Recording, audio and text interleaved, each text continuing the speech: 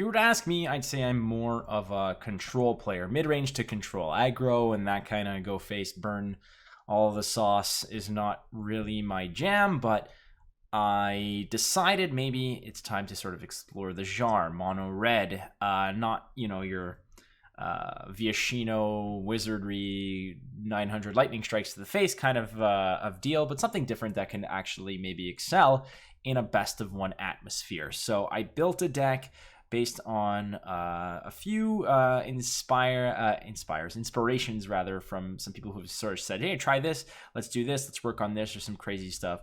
So I put together a list for mono red that has been performing very well and can get around some of the nastiness of bigger creatures or ramp and Nissa and that jazz. So here it is. I call it Papercuts because it's a lot. It's death by lots of little pings and that nature. So here it is. Here's Papercuts. So Papercuts is very much in the same vein and same strategy as any mono red deck, which is just burn face, do as much damage, and try to kill them in 4 or 5 turns. The difference here is that there's a lot of option to do indirect damage with your little dudes, whether they connect or not. And of course, that is because of one special card that we'll get through that I'm sure you're already looking at, and you could probably tell right off the bat. But we'll go through the list and I'll tell you how the strategy goes. All right, so we have 4 Grim Initiates, 4 Scorch Spitters, 4 Tin Street Dodgers, 4 Scorch, 4 Lightning Strikes, 4 Cavalcade of Calamity, and this is where a lot of that power is going to come from, is from this card. 4 of the Chandra Spitfires, 4 Light Up the Stage, 3 Acolytes of Flame, there's a Chandra Planeswalker, and 3 Scampering Scorchers. So 3 and 3 on this. Plus, we've got 22 Mountains to sort of wrap it all up in a nice little package. All right, so how does this work? Basically, you're going to be getting a lot of points on attacking with little dudes that really don't have any reason to live. Your Cavalcade of Calamity means that anytime you attack a player or planeswalker with a creature with power 1 or less, what happens in that case is that Cavalcade of Calamity will deal 1 damage to that player or planeswalker. So that's pretty damn cool, because whether you're blocked or not, it's still going to do damage. Now, you have 4 of these, and they do stack, meaning that if you attack with your Grim Initiate, even if he's blocked, with 4 of these on the board, he's still spamming 4 individual pings of damage onto your target.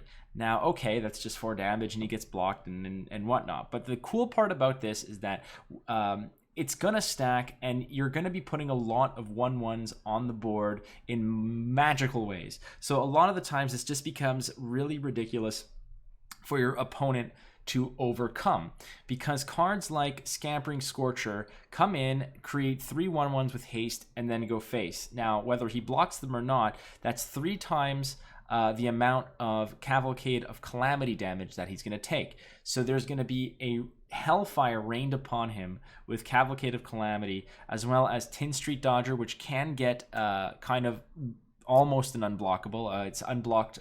You can spend 1 red mana in order to have it so that he can't be blocked other than creatures with Defender, but there's very, very few creatures with Defender out in the meta right now. So Tin Street Dodger comes in, you could tap, you attack, connect, extra damage goes with Cavalcade of Calamity. So that is one way. You have your Light Up the Stage, obviously, is going to be there. Cavalcade of Calamity will always do 1 damage. Light Up the Stage will allow you to just cycle cards, get a bigger hand, and be able to play things. It gives you a little bit more reach from your draw than you otherwise typically would with mono red. I don't have Experimental Frenzy in here because you're not looking to go infinite or anything with Steamkins, etc. I think that this is the best build for it. I have 3 Chandras. Now, the cool thing about Chandra is that she can just, it's not an uptick or a down tick, I guess it's a neutral tick, but her ability to create 2 1/1 red elemental creatures with haste that attack means that every tick of hers is going to create 2 1/1s, which again triggers your Cavalcade of Calamity, and then you're just raining more damage on your opponent. The other pièce de résistance of this is our beautiful friend Chandra Spitfire. It's a 1/3 for 3 flying creature that anytime an opponent takes non-combat damage, that this beautiful winged creature will get +3/+0. So anytime you attack and Cavalcade of Calamity deals a damage, this gets +3/+0. So do the math here. You attack with two things, with 2 Cavalcade of Calamities on the board. That's 4 damage coming from Cavalcade of Calamity, meaning that you're getting a +12 on your Chandra Spitfire when she attacks. So she swings in flying in the air, potentially on turn 4, as a 13 damage creature. It gets insane. So if your opponent cannot defend against this, they're SOL.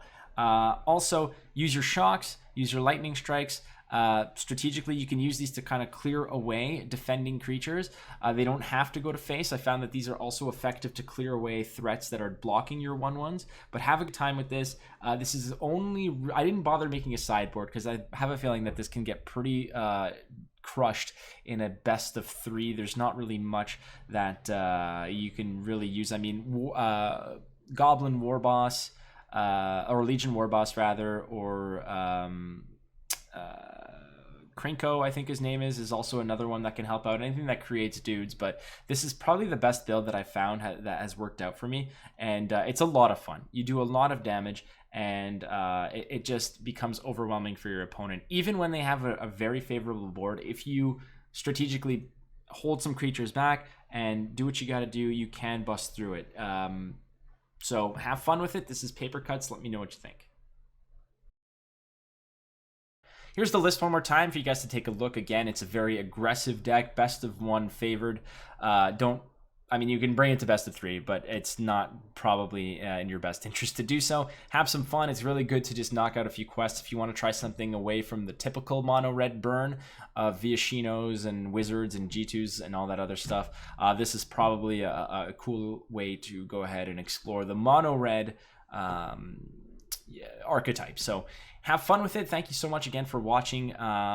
If there's any cards that you think that would be better off in here, please let me know. Things like Fanatical Firebrand or whatever. You know, there's other 1/1s that have haste that can get in here, but I want to hear what you have to say. So please let me know in the comments below, as well as you know, your thoughts and etc. Your suggestions. Any constructive criticism is always read and appreciated.